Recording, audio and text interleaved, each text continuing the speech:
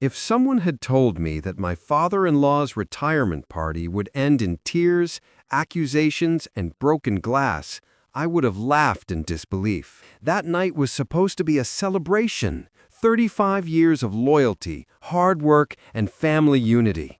We'd rented out the garden hall of the Grand Meridian Hotel, filled it with white lilies, golden lights, and photographs from every stage of his career.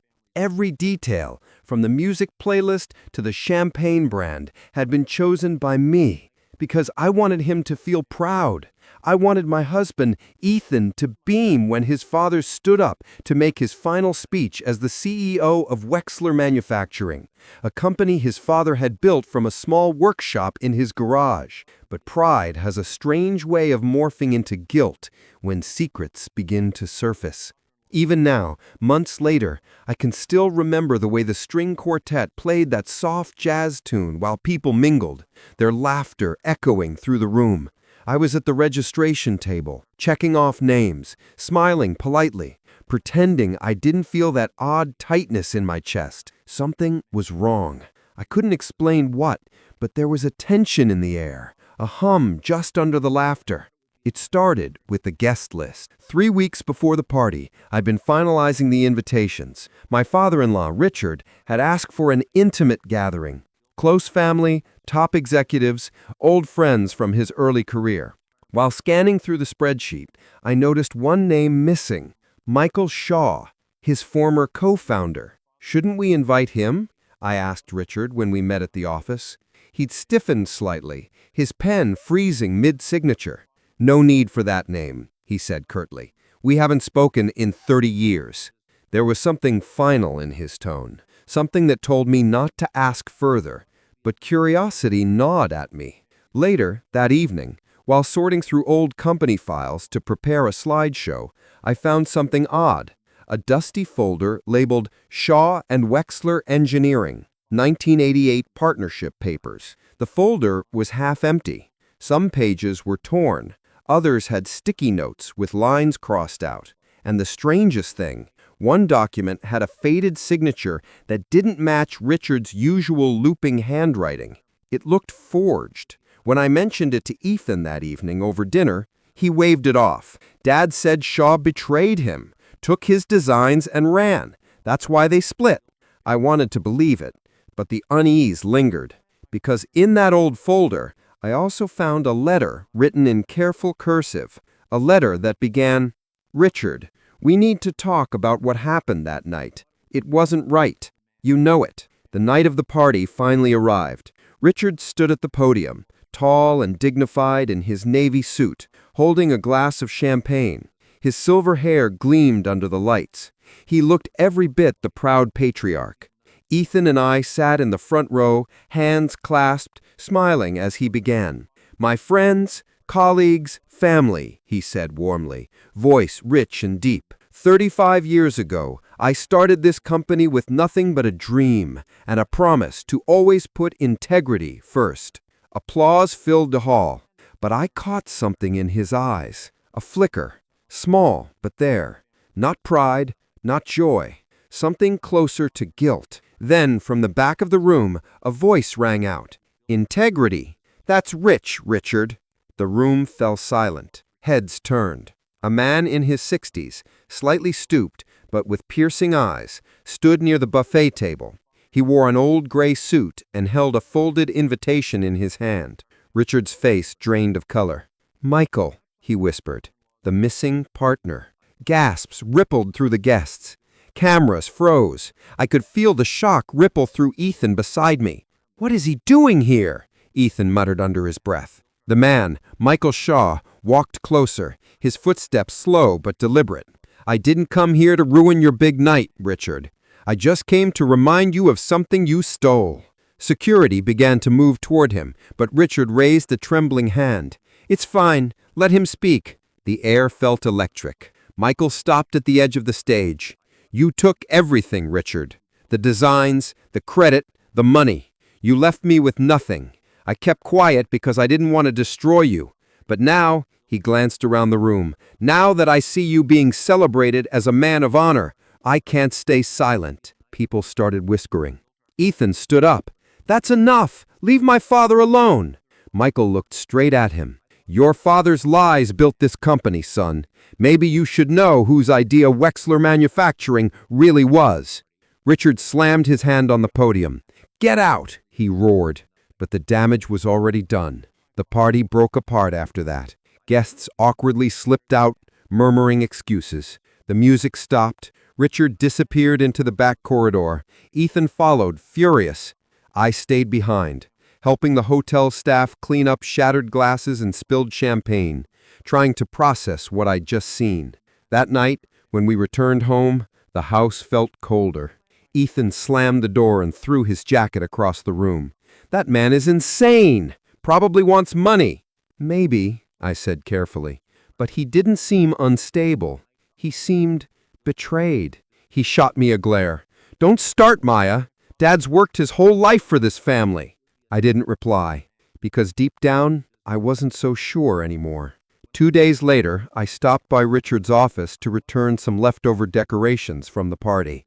His secretary wasn't there, so I left the box near the desk.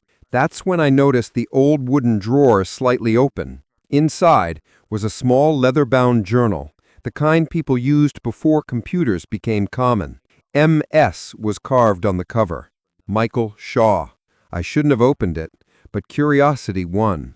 The pages told a story I wasn't ready for.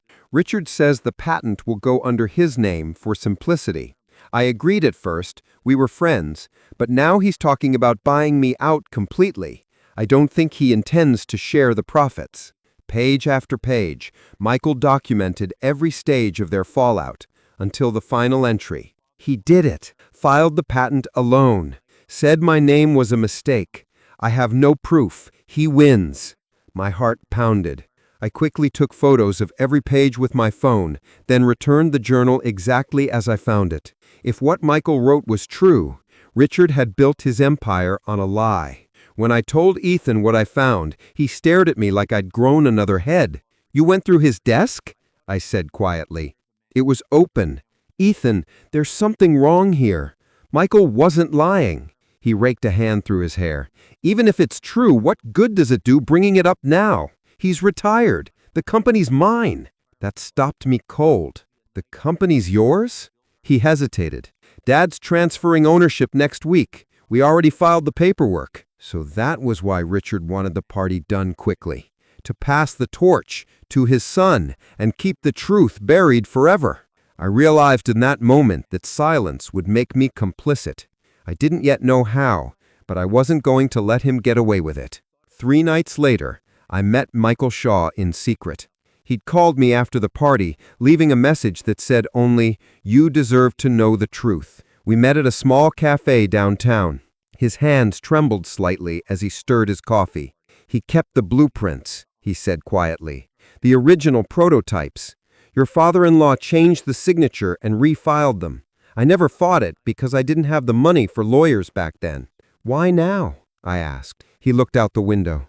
"I'm dying, Mrs. Wexler, and I don't want my children to inherit bitterness, but I also can't die knowing he got away with it." He slid a small USB drive across the table. "Everything is on here. Proof, dates, scans." I held it tightly, my mind spinning. As I walked back to my car, rain drizzling on the windshield, I realized what I had in my hands wasn't just evidence, it was a weapon. And by the time I decided to use it, it was already too late to turn back. The rain had turned into a whisper by the time I sat down in my office that night. The city lights below flickered like nervous stars, and the building across from ours cast long reflections on the wet pavement. I stared at the tiny black USB drive on my desk, turning it between my fingers. It looked harmless, just a sliver of plastic, but something about it felt heavy, as if it carried a pulse of its own. Michael Shaw's last words still echoed in my head. "Your father-in-law built his empire on someone else's blueprint. Check the archives before it disappears for good." I inserted the drive. My computer hummed, the screen brightened, and a folder appeared. Archive_1989. There were 3 subfolders: patents, correspondence, and financials. My heartbeat picked up. I clicked patents. Inside were scanned pages of early blueprints, some of them bearing Richard's signature, others with another name scrawled beneath, Michael Shaw. It wasn't the discovery itself that shook me. It was the dates. Every one of those documents predated the founding of Wexler Dynamics. The clock hit midnight before I realized how long I'd been reading. My eyes burned, my throat was dry, and yet I couldn't stop scrolling. The deeper I went, the clearer it became. Richard hadn't just borrowed an idea. He had taken an entire product line that Shaw designed while under his mentorship. I leaned back in my chair, staring at the city. 30 years, 3 decades of family dinners, of awards, of speeches about integrity and vision, and all of it built on theft. The door creaked behind me. "Working late again?" I jumped slightly. It was Leela, the company's chief accountant and my oldest friend. Her red curls were tied back, and she carried a thermos that smelled like mint tea. "Couldn't sleep," I said, minimizing the window. She narrowed her eyes. "You look like you just saw a ghost." "Maybe I did." She walked over, leaning on the back of my chair. "This about Richard?" That was Leela. She never danced around a subject. I hesitated, then whispered, "I think there's something buried in the old records. Something about how the company really started." Her brows lifted. "You mean financially?" "More than that." I hesitated. "I think he stole the founding design from someone. Michael Shaw." She blinked. "Michael? The guy who left 30 years ago? I thought he retired." I shook my head. He didn't retire. He was erased. Leela took a long sip of her tea. "Maya, if that's true, that's not just old history. That's fraud. If you expose this, you'll take down everyone with his name, including Ethan." "I know." "Then why are you digging?" I met her eyes. "Because I can't unsee it now. And because if I don't, someone else will." The next morning I went down to the basement archives, the oldest part of the building, where the air smelled of dust and time.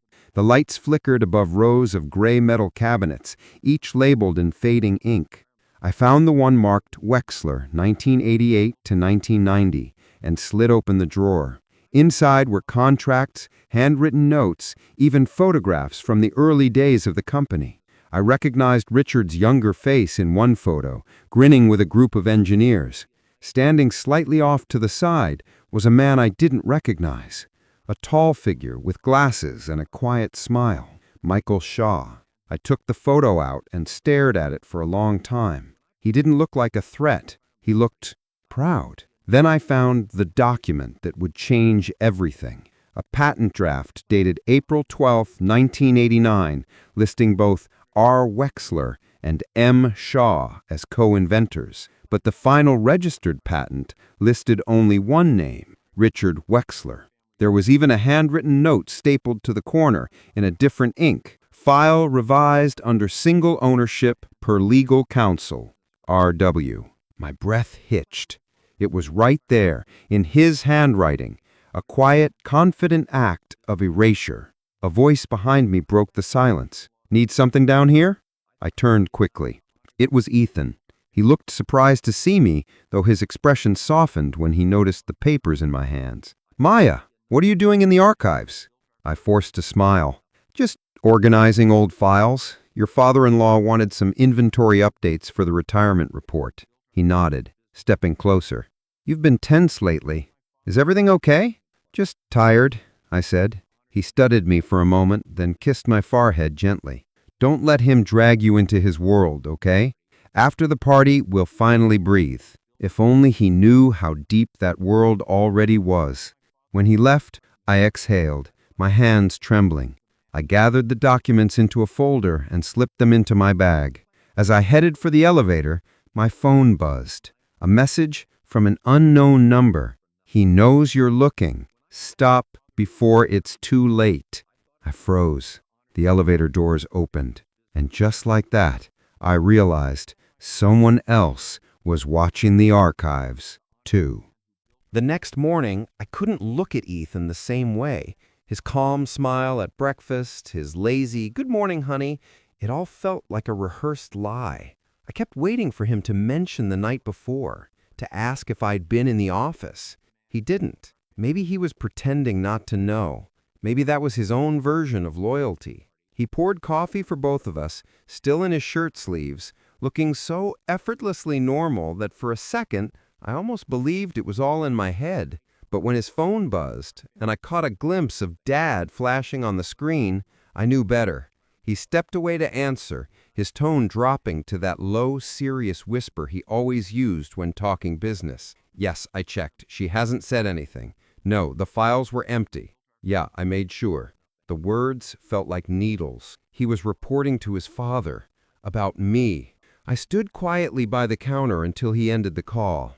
When he turned around, I smiled like nothing had happened. "You heading to work early?" He hesitated, then nodded. "Yeah, Dad wants to review some last-minute adjustments to the retirement presentation."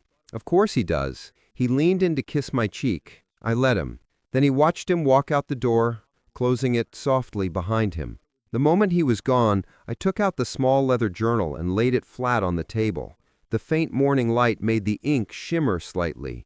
I opened to the next page. He said my work was a starting point, that his lawyers would finalize ownership later. I should have seen through it. Every promise comes with a price in this business. He's already filed the paperwork without me. I flipped again. Lila tried to warn me once. Not your Lila, another one. My accountant back then. Funny how history repeats. The words hit me like ice. Michael Shaw had an accountant named Lila too. Different woman, same role. The irony twisted in my gut. I took photos of every page, storing them safely in my cloud folder. Then I zipped the book into my bag and grabbed my keys. If Richard wanted to play cleanup, I'd make sure there was nothing left for him to hide. At the office, Lila met me in the parking lot, waving me over with a tense expression. "You got my message?" I nodded. "He's locked down everything." "Not everything," she said. "I pulled the old digital backups before he could order IT to wipe them. They're encrypted, but I can get through." "Do it." We went to her office where she had already set up an external drive. The faint glow of her monitor illuminated a wall of code scrolling down the screen. "Found something weird," she said.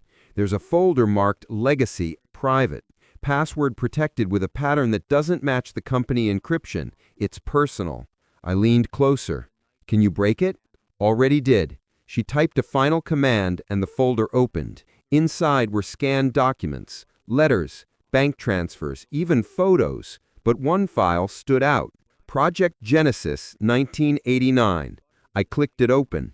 Blueprints filled the screen, the same designs I'd seen in the patent folder, but this version was labeled with both names, Wexler and Shaw, and an annotation in the corner. "Initial prototype funding approved. Shaw family equity, 48%. "Equity?" I whispered. "Meaning Shaw owned nearly half the project," Lila said. "He was never an employee. He was a co-founder." My hands trembled. "And Richard erased that?" She nodded slowly. "Maya, this could go beyond fraud. If his estate hid this from investors, the IRS, even his son—" I didn't let her finish. "Then he's built an empire on stolen ground." I stood, pacing, the weight of everything pressed down on me. My father-in-law wasn't just a liar. He was a thief who destroyed someone's life and rewritten the family legacy. And now I was married into that legacy. Later that evening, I was in Richard's study, the one he barely let anyone enter. I knew the cleaner's schedule and slipped in right after she left. The scent of leather and bourbon hung heavy in the air.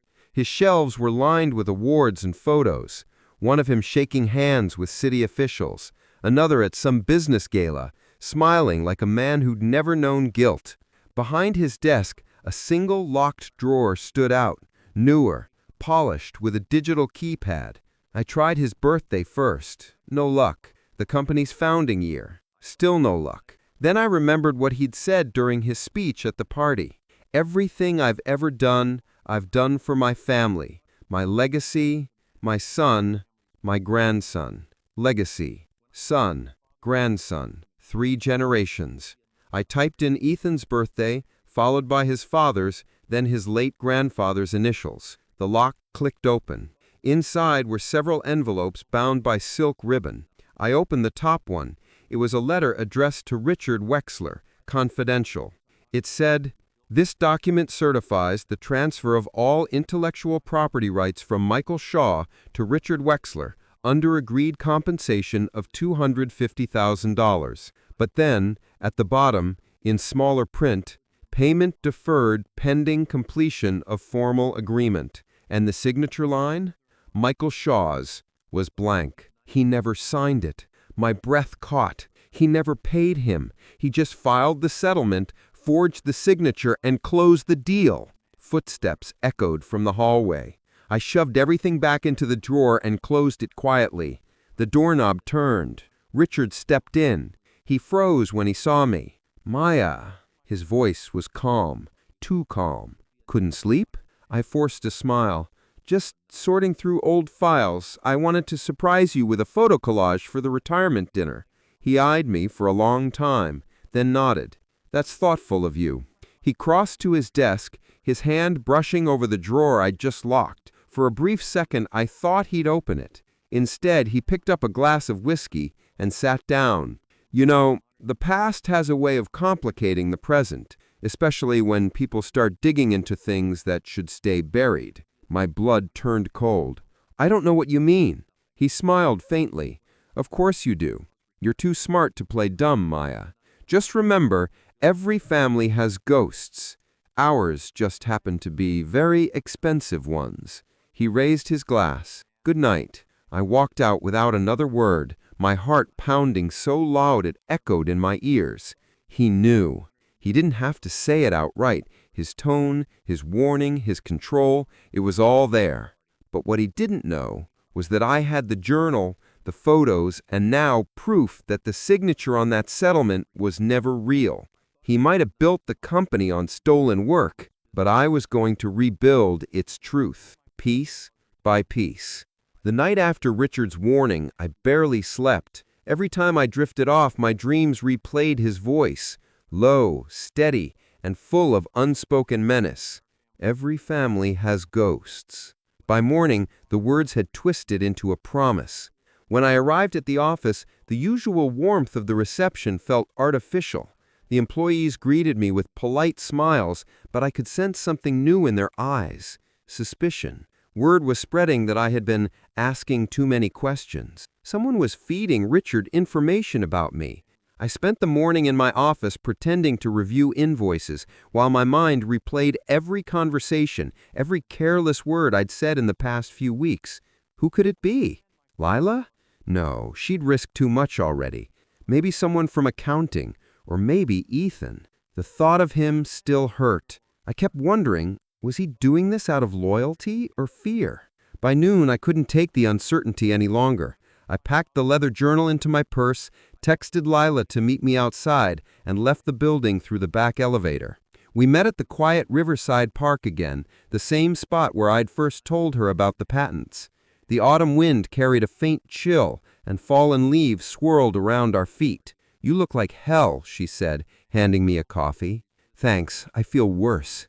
I pulled out the journal and flipped to the page I'd photographed the night before, the one with the half-finished entry. "Payment deferred, signature pending." She scanned it, her jaw tightening. Forgery, plain and simple. If this ever came out, it would have destroyed him. "It still can," I said. She looked up at me sharply. "You're not actually going public, are you?" "Not yet. But if he's trying to bury this, I can't just sit quietly." "Maya," she hesitated. "If you go down this path, you might lose everything. Your marriage, your reputation, your career. Once you light this match, there's no unlighting it." I took a sip of coffee, staring out at the water. Then maybe it's time something finally burned. That afternoon, I went to visit Michael Shaw's old address. I wasn't even sure why. Maybe I needed to see where he lived, to understand the man whose legacy had been stolen. The neighborhood was quiet, lined with aging oaks and cracked sidewalks. The house was small, single-story, with faded blue paint and an overgrown yard. A for sale sign leaned crookedly near the driveway. The morning after the party, the world seemed to wake up differently. For the first time in years, the headlines weren't praising Richard Wexler, they were questioning him. Wexler legacy under fire, shocking claims at retirement gala. Family member exposes decades of fraud inside tech empire. Every news outlet had the story. Photos from the party flooded social media, my face lit by the projector's glow, Richard's frozen in disbelief behind me. The empire had cracked, and the world had seen the fracture. But the momentary satisfaction didn't last. By noon, the board called an emergency meeting. Lawyers began circling like vultures. Richard's PR team spun a counter-narrative. Maya Wexler suffered a mental breakdown. The accusations were unfounded, the materials fabricated. They called it a family tragedy exaggerated by emotion. I called it what it was: desperation. That same afternoon, I received a call from an unknown number. "Maya Wexler," a man's voice said. "Yes, this is Detective Alvarez, Corporate Crimes Division. We've been asked to review allegations made public during last night's event. We'd like to meet with you and go over your evidence." For a moment, I couldn't speak. He continued, "We'll need everything: the files, recordings, documents. Can you bring them to our office tomorrow morning?" I exhaled slowly. "Yes, I'll be there." After hanging up, I sat in silence. My hands were shaking, not from fear, but from the weight of what I'd started. It was real now. It wasn't just family politics or moral outrage. It was criminal. That same evening, Ethan came home late. I was sitting in the kitchen, surrounded by boxes of files. He looked exhausted. His tie loosened, eyes red. "Dad's been hospitalized," he said quietly. I looked up. "What?" "He collapsed this afternoon. Stress," they said. "Mild heart attack." For a moment, I felt an unexpected pang. Not guilt exactly, but grief for what could have been. "Is he okay?" "He's stable," he said. "But the board's already moving to suspend him pending investigation. Everything's falling apart." I stood slowly. "You knew this was coming." He looked at me, his expression broken. "And you don't even care?" I swallowed hard. "I care. But caring doesn't mean protecting a lie." He turned away. "You think you're a hero, don't you?" "No," I whispered. "I think I'm the only one who stopped pretending." He stared at me for a long moment, then said, "You've destroyed everything my family built. Maybe now you can build something honest." He didn't answer. He just walked upstairs, the sound of his footsteps fading, like the end of something permanent. The next morning, I carried the evidence boxes to the precinct. Detective Alvarez met me in a small conference room, neat, methodical, professional. "Mrs. Wexler," he said, "we've reviewed the public materials, but I'll need you to explain how you obtained these." I handed him the journal, the minutes, the photos. All of this came from internal company archives and one surviving witness, Rebecca Shaw. He examined them carefully, flipping through each page. "You understand this puts you in the middle of an active fraud and corporate misconduct case?" "Yes." "And that cooperating means testifying against your husband's family?" "Yes," I said again, steady. He nodded.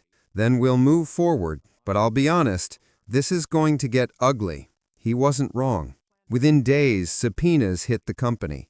Investigators raided the corporate offices. News trucks lined the street outside Wexler headquarters. Employees whispered about boxes being taken out and hard drives gone missing. Through it all, Richard stayed silent, too proud to admit guilt, too cornered to deny it. But the silence said enough. Ethan and I barely spoke. The house felt colder, emptier. At night, I'd catch him staring at the TV, watching the news coverage. Sometimes he'd glance at me, like he wanted to say something, but couldn't. One evening, after another report aired showing old footage of his father shaking hands with investors, Ethan finally broke the silence. "Do you think he ever regretted it?" he asked softly. I looked at the screen. "I think he convinced himself he didn't do anything wrong. That's how people like him survive. They rewrite their guilt until it looks like legacy." He sighed. "And what about us?" I hesitated. "I don't know yet." A week later, Detective Alvarez called again. "We've confirmed the authenticity of most of your evidence, but there's something else. We found discrepancies in the company's offshore records, accounts under both Richard's and Ethan's names." My breath caught. "Ethan?" "Yes. It appears funds were transferred to him over the last few years, possibly to shield assets." "That's impossible," I said automatically. "He didn't know."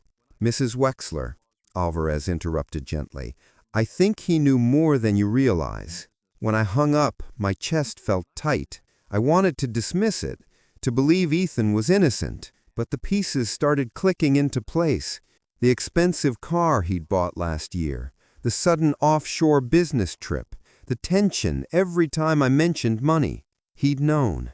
Maybe not everything, but enough to stay comfortable, enough to keep quiet. That night, when he came home, I was waiting. "Ethan," I said calmly, "we need to talk." He froze when he saw the folder on the table, the bank records, the highlighted transfers. "Where did you get that?" he asked, his voice low. "From the police." He sank into a chair, silent. "How long?" I asked. He rubbed his face. "A few years. Dad said it was inheritance planning, said it was legal.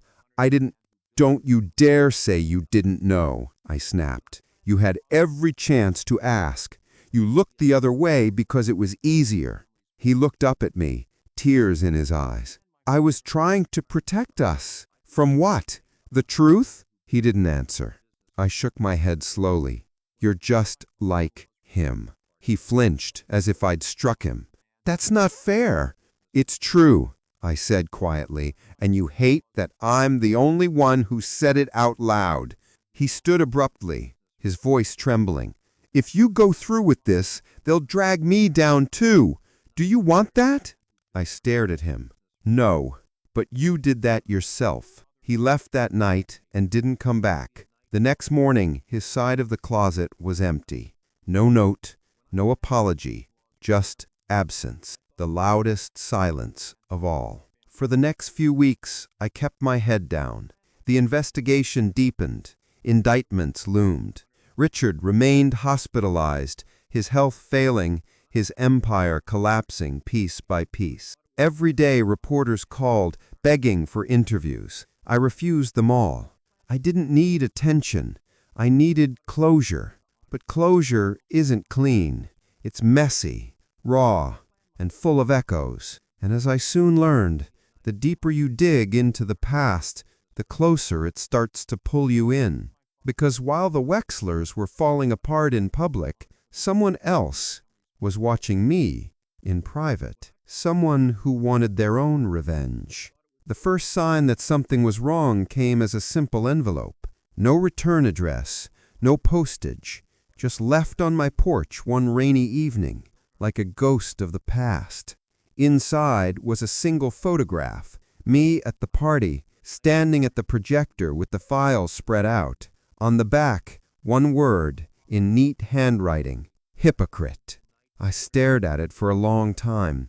My heart was pounding, my hands trembling. This wasn't from a journalist. This was personal.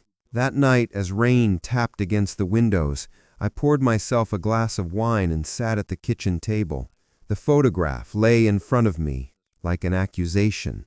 I thought of everyone I'd hurt. Richard, Ethan, the board members, employees. The line went dead. That night, I sat alone in the kitchen, staring at the photograph from the first envelope, my face in the projector's glow, frozen in the moment of revelation.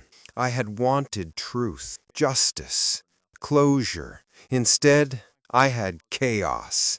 And now, as the clock ticked past midnight, I realized something I should have known from the beginning. Revenge isn't clean. It's contagious, and it had just begun to spread. The courthouse was colder than I expected, not in temperature, but in spirit. Everything smelled faintly of disinfectant and old paper, and the hum of whispers followed me like a shadow. as I walked through the metal detectors. It was strange being here as both witness and catalyst. I wasn't a defendant, not yet, but I felt the weight of eyes marking me as the woman who'd brought down one of the city's biggest corporate empires. Inside courtroom 4B, the reporters were already lined up, cameras forbidden, but pens moving furiously. Rows of faces, journalists, investors, ex-employees, and strangers hungry for scandal, turned as I took my seat in the front row. At the defense table sat Richard, thinner, grayer, a shell of the man who once commanded a boardroom with a glance. His left hand trembled slightly. Medication, maybe. But his eyes, when they met mine, still burned with that familiar arrogance. Beside him sat Ethan. He didn't look at me. The judge, a stern woman with silver hair and tired patience, began the session. Case number 592B, the state versus Richard Wexler and associated defendants. Charges include fraud, insider trading, falsification of financial statements, and obstruction of justice. Her voice echoed through the room like a sentence carved in stone. As the prosecutor began the opening statement, I could feel the tension in every word. For decades, the Wexler Corporation built its reputation on innovation and integrity. But behind that image was deception, theft, and manipulation, all orchestrated from the top. I tried not to look at Ethan, but my gaze betrayed me. He sat still, hands clasped, expression unreadable. When the prosecutor mentioned a courageous insider who exposed the truth, a few eyes turned toward me. Courageous. If only they knew how much fear courage hides. When it was time for witness testimony, I was called to the stand. The courtroom seemed to shrink as I walked forward. My heels clicked too loudly. My throat felt dry. After being sworn in, the prosecutor approached. Mrs. Wexler, please describe what led you to reveal this information. I took a deep breath. For years, I worked closely with the family, and I began to notice inconsistencies, missing reports, altered ledgers. When I confronted my father-in-law, he dismissed me. When I confronted my husband, he said it wasn't my place to ask. A few people murmured. The judge silenced them with a look. So you decided to act? Yes, I said, because someone had to. The defense attorney, a polished man with a sharp smile, took his turn. Mrs. Wexler, isn't it true you obtained confidential company files without authorization? Yes. And that you displayed these files publicly at your father-in-law's retirement event? Yes. He smirked. So you violated confidentiality agreements, committed theft, and attempted to publicly humiliate a respected businessman? I leaned forward. I revealed the truth. If that humiliates him, that's not my fault. It's his. The gallery erupted in quiet gasps. The judge tapped her gavel. Order. The attorney continued, pacing slowly. And yet your husband, Richard's son, had no idea of these actions until the night itself. That's correct. He stopped. Convenient, isn't it, that you made yourself the hero while destroying both men's reputations? I met his eyes. You can't destroy what was already rotten. The questioning lasted hours. By the end, my voice was hoarse and my hands ached from gripping the wooden railing. When court adjourned for the day, I caught Ethan's eye for the first time. He looked lost, torn between guilt and duty. For a moment, it was as if he wanted to say something, but then Richard touched his arm, and Ethan looked away. That tiny gesture, that old poisonous loyalty, hurt more than any question in court. Outside, cameras flashed, questions bombarded me like hailstones. Mrs. Wexler, do you regret exposing your family? Do you believe your husband was complicit? How do you respond to claims that this was personal revenge?" I didn't answer. I just walked past them, into the gray rain, my coat soaked through by the time I reached the car. Inside, I sat for a long while, watching the water stream down the windshield. Revenge had sounded so righteous in my head. Now it felt like drowning in justice that never quite felt pure. The next morning, I returned to court, expecting another day of endless testimony. But when I walked in, the air was different, charged, electric. Reporters whispered urgently. Lawyers huddled in corners. Detective Alvarez approached me, face grim. "What happened?" He handed me a folded paper. "Overnight leak. Someone released sealed financial documents. The defense is claiming you were the source." My stomach dropped. "That's impossible. I didn't—" "He knows. But the files came from your archive folder, the ones you turned over months ago." I shook my head in disbelief. "Then someone planted them." He nodded. "Probably. But until we prove that, they'll try to use it to discredit your testimony." When court resumed, the defense pounced. They presented the leaked files as evidence of manipulation, claiming I'd altered records for personal gain. It was a lie, an expertly crafted one. And watching it unfold, I realized this wasn't just about saving Richard anymore. It was about destroying me. By midday, the judge called a recess. My lawyer leaned close. "They're trying to force a mistrial. If they convince the jury you tampered with evidence, the entire case collapses." I felt the air leave my lungs. "And what happens to me?" I whispered. He hesitated. "Perjury, obstruction, possibly worse." I stared at him, then whispered, "They're framing me." He nodded grimly. "And they're very good at it." That night, I didn't go home. I drove aimlessly through the city, past the office buildings, past the park where Ethan and I used to walk, past the hospital where Richard lay recovering. Every street light flickered through the rain, reflecting off my windshield like shards of memory. I'd thought I could expose them and walk away clean, but truth doesn't absolve, it entangles. And somewhere out there, someone was pulling the strings. Someone who wanted the Wexlers to fall, and me to fall with them. The night after the leak, I barely slept.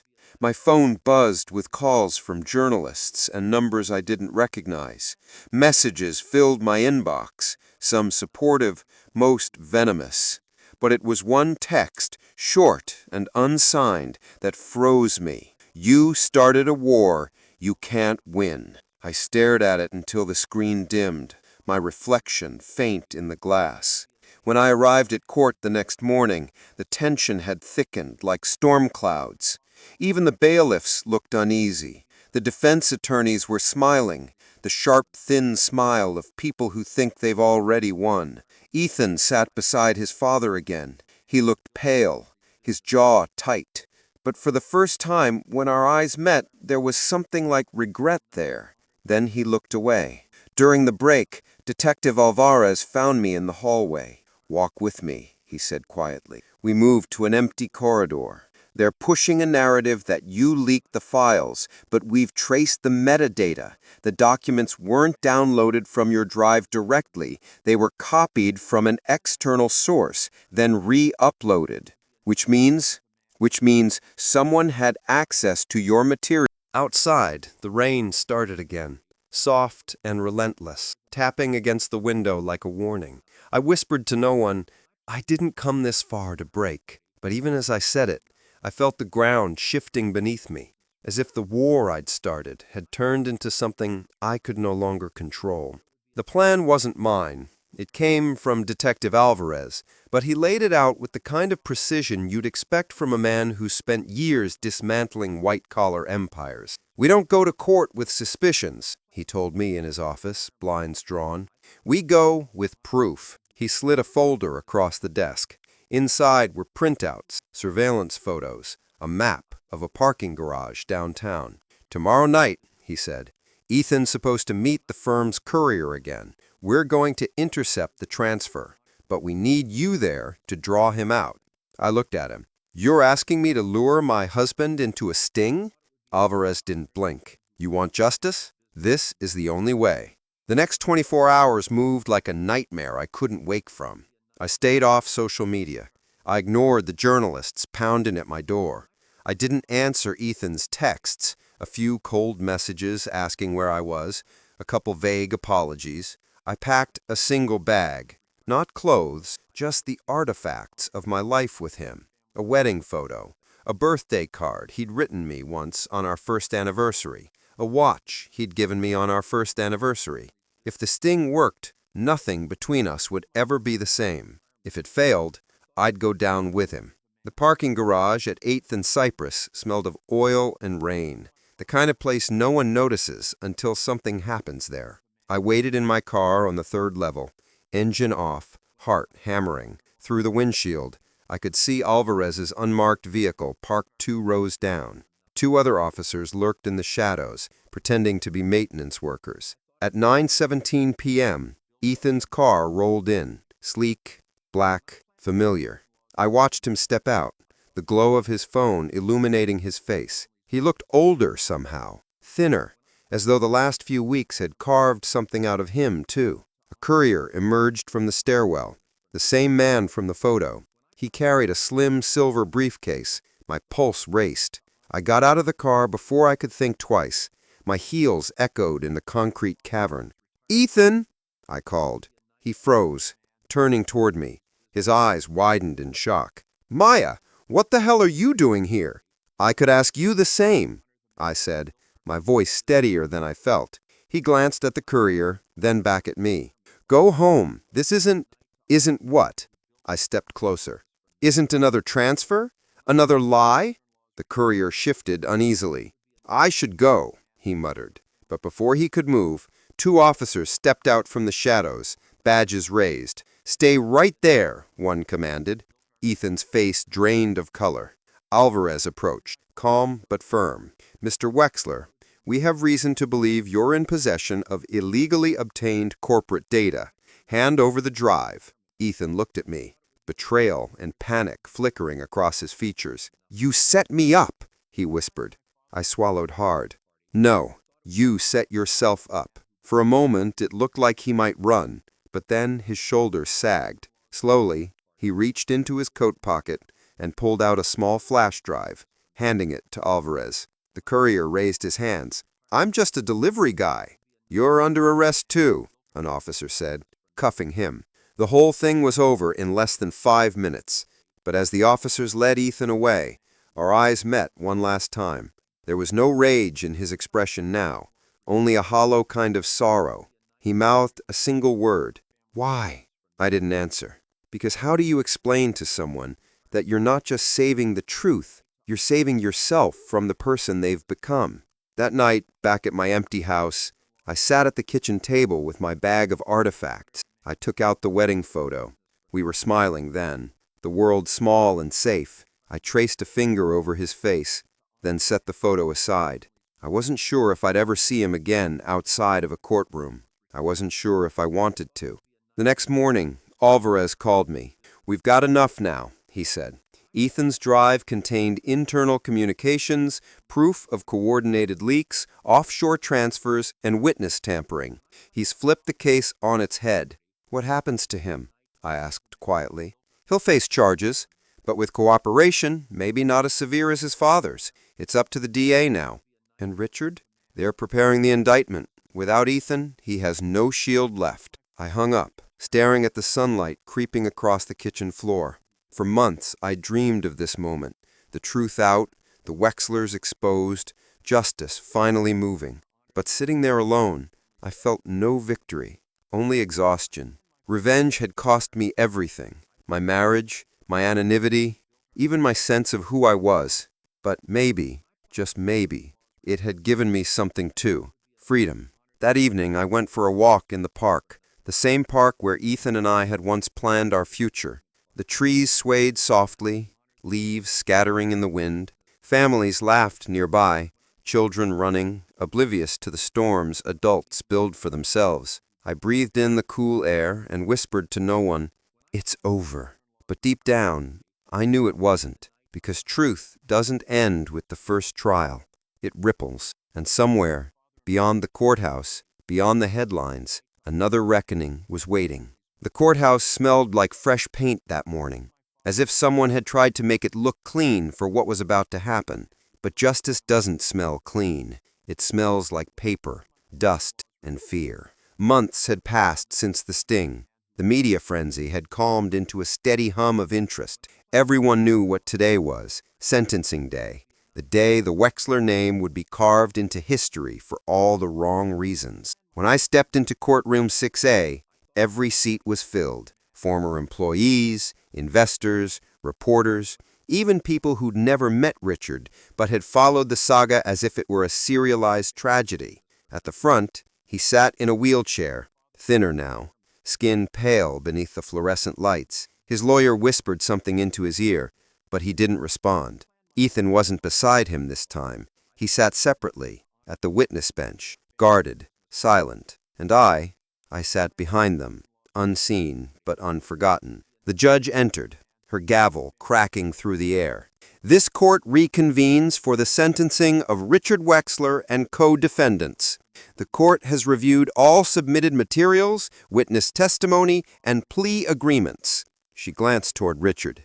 Mr. Wexler, you stand convicted on charges of fraud, obstruction, and conspiracy.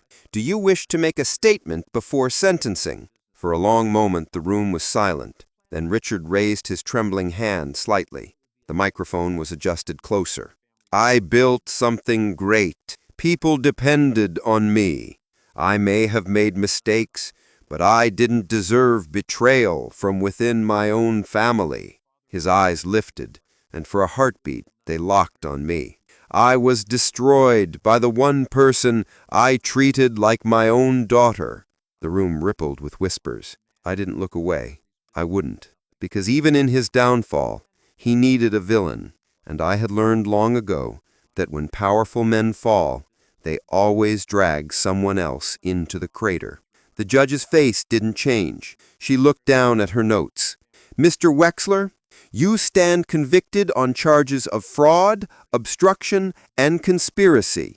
This court sentences you to 12 years in federal custody with eligibility for parole after 7. A stunned hush filled the room. Richard closed his eyes. Ethan bowed his head, his hands clenched so tightly they turned white. I thought I'd feel satisfaction, vindication, something triumphant. Instead, I just felt tired. After the session ended, the crowd spilled into the hallway. Reporters swarmed, microphones raised like weapons. Mrs. Wexler, any comment on the sentencing? Do you feel justice was served? What's next for you? I kept walking, pushing through the noise. Justice doesn't need commentary. It needs silence. Outside, the cold air hit me like a wall. I stood on the courthouse steps,